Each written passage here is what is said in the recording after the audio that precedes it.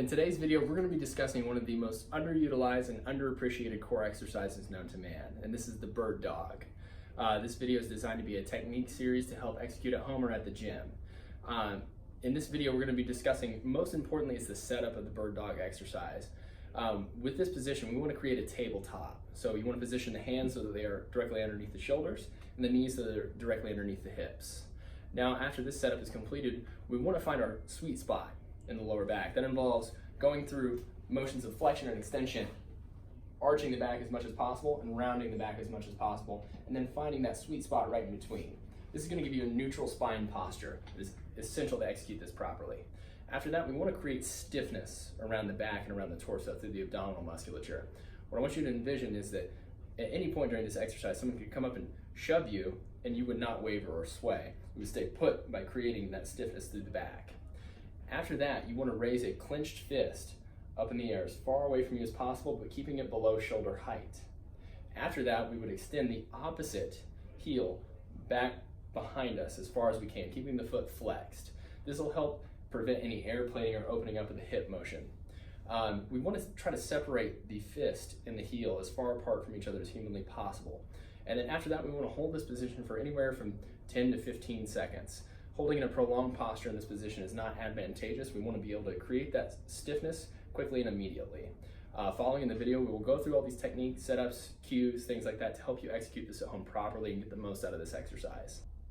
So for the setup and execution of the bird dog, Dr. Brenza here is going to demonstrate what we call a quadruped position. So we're going to get into an all-fours position with the hands stacked directly underneath the shoulders, the knees stacked directly underneath the hips. Now the second part, you want to find the sweet spot in the lower back. So I'm going to have Dr. Brenza go through a cat-camel kind of position, driving the belly button through the floor and the lower back toward the ceiling. Now you want to find the halfway point in between here with a little bit of a curvature in the lower back, not an excessive curvature though.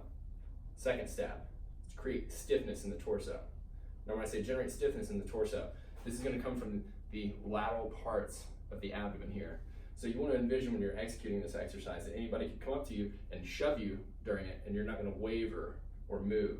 That stiffness is the most important part of the exercise. Now step two, you want to push the ground away from you like you're doing a push-up plus here.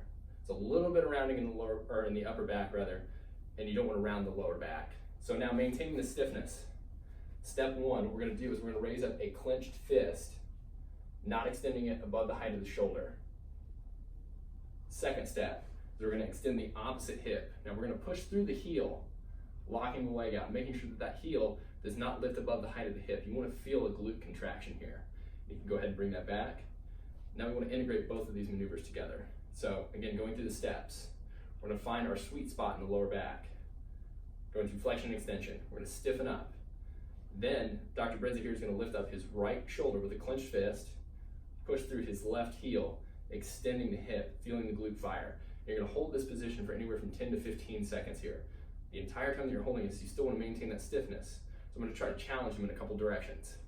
And he's going to stay put. He's not going to falter. He's not going to waver. Now some of us will go through what's called an airplaning maneuver in the hip. That's where the glute tends to not fire and the hip opens up on one side. So what you want to think is I'm going to push through the heel, keeping the hips squared through here. You can let it go ahead and relax. So again, you want to get into a quadruped position, find your sweet spot, stiffen up the torso, extend a clenched fist, and then through the opposite heel. You want to maximize the distance between the heel and the hand here, holding from anywhere from 10 to 15 seconds.